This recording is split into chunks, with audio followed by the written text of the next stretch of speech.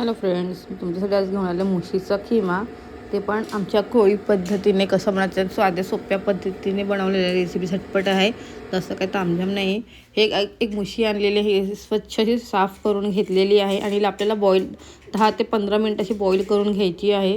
ह्यासाठी जे वाटणार ना ते ह्याच्यात सुक्कं खोबरं, 7-8 मिरच्या, 10-12 लसूण पाकळी आणि कोथिंबीरचं सुक्कं वाटण करून घ्यायचं आहे आपल्याला.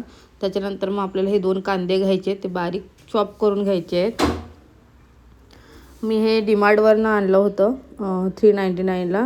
इलेक्ट्रिक चॉपर आहे, खूप छान फायदा होतो, खूपच भारी आहे. ते याच्यामध्ये आपलं एकदम बारीक कट करून घ्यायचं आहे.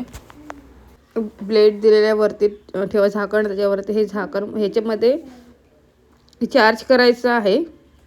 हेचं बटन दाबायचं फक्त आणि एकदम तुम्हाला हवं त्या शेपमध्ये बारीक, एकदम बारीक कांदा कट होतो. तर आपला कांदा झंझट नाही बारीक कट करायची. त्याच्या भागे वाटण मी करून घेतलेलं आहे. कांदा बारीक कट करून झाला. ते कढईत मी 1 ते 1.5 चमच इतकं तेल टाकलेलं आहे. तेल गरम झालं की आपल्याला कांदा टाकायचा आहे. कांदा छान शिजवून घ्यायचा आहे आणि कांदा छान शिजवून घ्यायचा आहे तेलावरती आपल्याला. कांदा शिजता आपल्याला चवीनुसार याच्यामध्ये मीठ ॲड करायचं आहे. मीठ टाकून परत छान शिजवायचं. नंतर आपलं जे वाटण केलेलं आहे ते वाटण टाकून छान तेलावर हे वाटण शिजवून घ्यायचं आणि हे वाटण शिजायला ठेवायचं आहे. स्लो गॅसवरती 5 मिनटं तरी वाटण छान तेलावरती शिजवून घ्यायचं आहे. त्याच्यानंतर आपण ही मुशी बघा जी बॉईल केलेली, जसं हे त्याच्यामध्ये काटा असतो तो काढायचा आणि असं हाताने कुचकरून घ्यायचा, खिमा करून घ्यायचा आहे एकदम बारीक असा. नंतर जे आपण वाटण छान शिजवून घेतलं त्यामध्ये हळद टाकायची. हे मसाला अजिबात टाकायचा नसतो. हे मी आमची पद्धत सांगते, बाकीच्यांचं मला माहिती नाही. आम्ही फक्त हळदीवर करतो. हळद टाकायची आहे आणि हळद टाकून छान मिक्स करून घ्यायचं आहे. हळद टाकून छान परताव्यात आपण जो मुशीचा खिमा केलेला आहे तो ॲड करायचा आणि तोही ह्या वाटणामध्ये छान असं मिक्स करून घ्यायचं आहे आपल्याला प्रॉपर असं.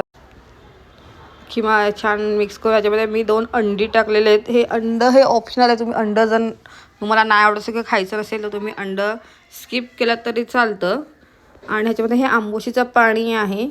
या आंबा जसं सुकवलेलं त्याचं पाणी आहे. हे मिक्स करून ह्याच्यामध्ये तुम्हाला किती आंबट हवं त्याच्यानुसार हे टाकायचं. त्याच्यात तुम्ही आंबोशीला स्किप करून लिंबूसुद्धा पिळून टाकू शकतात. आमची मम्मी लिंबू पिळते, पण आमच्या घरात माझ्या मिस्टरांना आंबोशीचं पाणी लागतं म्हणून मी हे टाकते. आणि ते छान एकजीव करून घ्यायचं आहे आणि ह्याच्यावर थोडंसं पुन्हा पाणी टाकायचं आहे आणि हे स्लो गॅसवर 10 ते 15 मिनटं वाफेवर शिजवून द्यायचं आहे. म्हणजे आपला खिमा रेडी झालेला, खायला इतका छान लागतो ना. हां, एकदा नक्की ट्राय करून करा आणि मला नक्की कमेंट करून सांगा की कसा वाटलं. हा आपला खिमा आता रेडी झालेला आहे. ह्याच्यासोबत तुम्ही चपाती किंवा भाकरी खाऊ शकतात. ह्यासोबत तांदळाचे, आमच्याकडे परपुटा म्हणतात किंवा पोळे म्हणतात, ते खातो.